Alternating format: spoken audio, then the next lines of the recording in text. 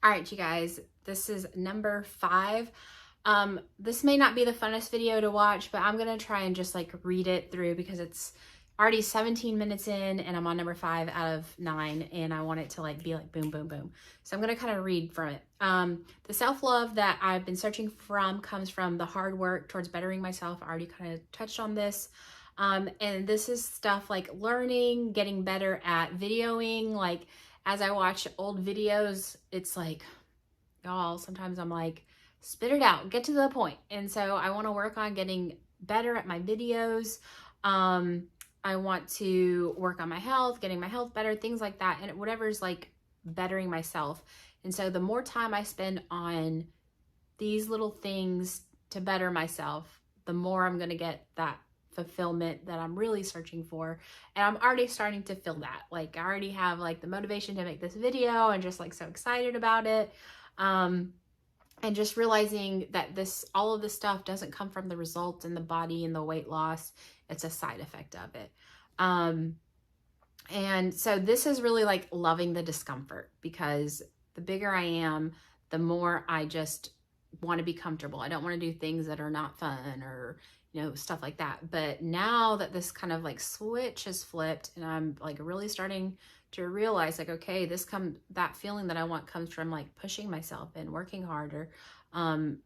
It's like now, instead of like, I really, really want this piece of pizza, like, I'm going to feel better if I'll eat all of it except for one piece. And it's just like those little things that will build up over time, because one thing I've learned is like, when we have like this big goal, we put it off. Like, okay, I'll start that. Like, I'll get to it. But if we do like small actionable things today, then it's like, okay, you can start building and building on top of it. And so that really comes from a lot of the stuff is like stuff I've said in past videos, but now it's like all coming full circle. Like really learning things, like listen to audiobooks, find out what things I'm curious about and learn and grow as a person. These are all the things that got me to where I felt really good about myself. And I had lost the weight as a side effect. But what happened was I started to believe that I felt good because I lost the weight, when in reality, all the things that I was doing to lose the weight is what made me feel good. And so anyway, this is what I'm really trying to like cement and reiterate and change my mindset on. So that comes to one of the old videos I had was like loving the process. And that's how I love the process, by loving the discomfort, because every time I feel discomfort or don't want to do something and I push through it, that's where it's like, that's a little brick on the house I'm trying to build. And it's every day you got to build those bricks. And that's like when I'm in the gym. If I don't want to go to the gym at all, I'll be like, you know what? I'm just going to go for 10 minutes, or I'll just go for 5 minutes. And it's doing something that you don't want to do, but you got to set it, or I have to set it so small that it's like, it's not going to actually like make me lose weight or anything, but it's going to make me do something that I didn't want to do. And that's what makes it, the more I can do those things, the more it just builds and builds and snowballs into, having this feeling that I really want. And it has to be renewed every day. And that's what makes it lifelong and continual, because as in the past, when I started to believe that it was, losing weight that made me feel good, I ended up getting the weight back, because what it really is the process, the hard work I'm putting in towards myself.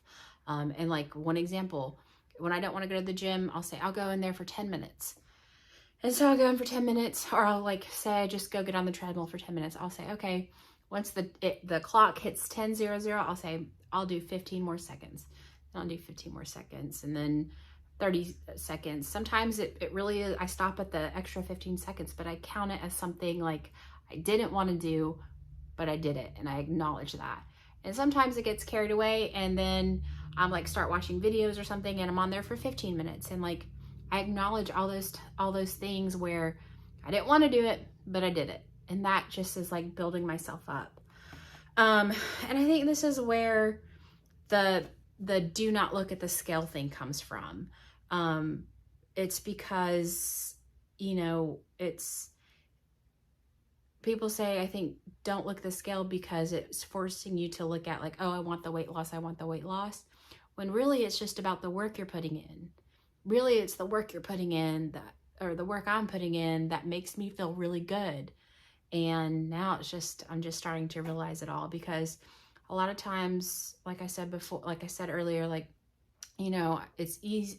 I think it's human nature to want to seek external praise as our self-gratification, because it does feel good. It feels good when people, you know, commend you and praise you for your hard work. But even though that feels good, the real good stuff always comes from within. When I do things that really push myself, or things that, you know, I don't want to do, that's where really the good stuff comes from. And that's what really makes me feel best, is when I do things not for other people, but for myself, to make me feel good about myself. And that's just where I think the good stuff is. So part of me is like, yes, part of me is like, yes, okay, I've got the tools now. I'm going to be fit like for the rest of my life. I'm about to lose this weight. And the test of this is, okay, I weighed this this morning at 188. I'm like just 8 pounds away from my highest weight ever. And this is because, you know, I'm just kind of putting all this together. So just the past few days, I've noticed my appetite changing. So the test of this is, by the end of April, will I be down to 140? That's my goal. So sorry, I lost my train of thought. Oh, so I'm thinking, like, I find myself like so excited to have these tools, and I'm like, oh yes, I'm going to be like fit and feeling so much better by April. And I have to keep myself in check, because every time I do that, or I find myself like looking in the mirror, like dreaming about how I want to look, or, you know, being able to wear clothes that I want to wear, I have to keep myself in check and be like, that's not where the fulfillment comes from. That's not what makes me feel good. It's the work that I'm putting in, and all of the weight loss and that stuff is just a side effect. So this is something I'm literally trying to ingrain in my head. And, you know, I thought about too is, I think this is my suspicion, you know, sometimes when I see people praise people who are in really good shape and really fit and have like really low body fat and they look amazing. I see people say like, oh wow, you look so great. You know, I hope I can look like you one day. And I've said that to people, you know, man, I want to get to where you are. And one thing I notice is that a lot of people who stay in that optimal shape for a long time, they don't relish in that praise. They don't really like let it sink in, and they're like, wow, thanks. Like, because that external praise is not, they know that's not their source of what makes them feel good. It's appreciated and it's nice to hear and like, thank you. And I'm saying it like it's me, but it's not. But, you know, I think it's kind of like, well, thank you. I appreciate that. And it does feel good to hear, but they don't let it go to their head, so to speak, because that's not their source of what makes them feel good or why they even eat good or in the gym. They eat good and are in the gym because it makes them feel good doing the work. Because again, doing work for yourself makes you feel good about yourself. It's a form of self-love. And that's just my suspicion. I don't know. I haven't talked to anybody. I would like to one day, but maybe I will. Hopefully I will. But I think that's what it is, because I've always noticed that they're not like, you know, thank you so much. Yes. It's more of like a thanks. That's really cool. But it's not their source of what makes them feel good about themselves. So anyway, I thought that was like a cool thing, like that just kind of proves the point even more. Let's see. And then also like, being compassionate. This is like another form of self-love, because when you do things that, okay, do little things that make me feel good about myself, making the bed. Yeah, so these are like little things that make me a better person, like making the bed, like it just makes me feel good. Like it's not like, it doesn't have to be anything big, but I have to do like little things because they build on top of each other that make me feel good about myself. Making the bed, calling my parents, tipping well, doing things like I am gonna put like this little Hawaiian keychain on my key fob, and this may sound silly, but you know, it's like I was like, no, I'm not gonna put it on there. But then I was like, no, I should, because I'm actually not from Hawaii, I'm from Guam, but it's like an islander thing. And so I was like, well, that's cool, you know, just like celebrating things that make us us, because it's in social media, it's so easy to like compare ourselves to other people, but the joy is really in what makes us us. I think that's what makes those people so interesting, is they're not trying to be anybody other than themselves, and it's really in doing the things that make us us, like celebrating who we are. I don't know if that sounds silly or not, but you know, just like little things like that. So I was like, yeah, I need to do that. Like, I think it's cute.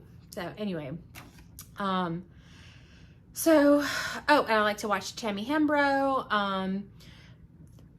This is stuff making me feel good about myself. Watch Tammy Hembrow. I love watching her because she seems to be so in her space, and I think that's so inspirational.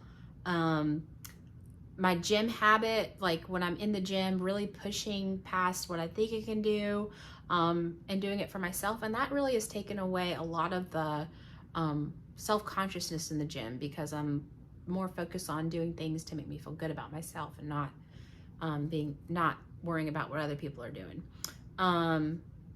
Waking up at 5, like that's something I'm currently working on, trying to get back at waking up at 5, because I'm just like productive and just being productive throughout the day. And then like the self-love allows me, the more I feel self-love, the more I see the world through my own eyes, versus like a filter of what I think other people are thinking, or trying to live up to other people's expectations. Yeah. And then the other thing too is like having compassion for other people. I think if we're judgmental of other people, it's so much easier to be judgmental of ourselves. Like, how can we be compassionate to ourselves if we're not compassionate to others, you know?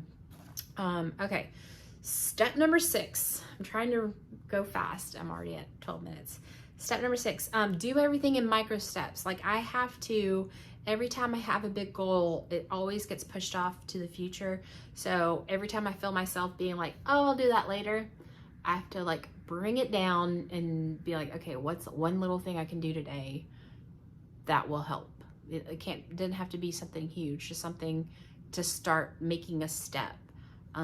Like for me, like I want to get this YouTube channel back going, but there's like, I've got so many videos, a year's worth of videos now to like go through, upload, edit, upload to YouTube, do all of the titles for, and like so much stuff, but one thing at a time. So today I'm making this video, and then, you know, I'll continue planning out like things that I can do each day. Like I think next time I'll just be like, okay, let me just get all the videos uploaded to my computer. But this is a big current step that I'm working on, is also to like put my day in blocks. And they say like the most successful people have their day in blocks. So like 5 to 6 is gym time, 6 to 7 getting ready and planning day, 7 to 8, or 7 to 9 work on my YouTube channel, 9 to 5, or 9 to 6 my regular job, 6 to 7 getting ready, wind down for the night, eat dinner, and then relax the rest of the evening. So I may have just like blocked out my day, but that's something I need to do, is like that way, you know, if I try to stop and just set aside a whole day to like get all this stuff done, it's a lot. But if I can just set aside an hour or 2 to work on my YouTube channel each day, things like that, then I think I'll feel a lot better, and I'll be making a lot more progress consistently. Okay, so we are on step number 3, 4, 5, 6, 7. I'm going to take another break because we're at 14 minutes, and I'm going to keep trying to read, and hopefully we can knock the rest of it out. The rest isn't as long, so I'll be right back.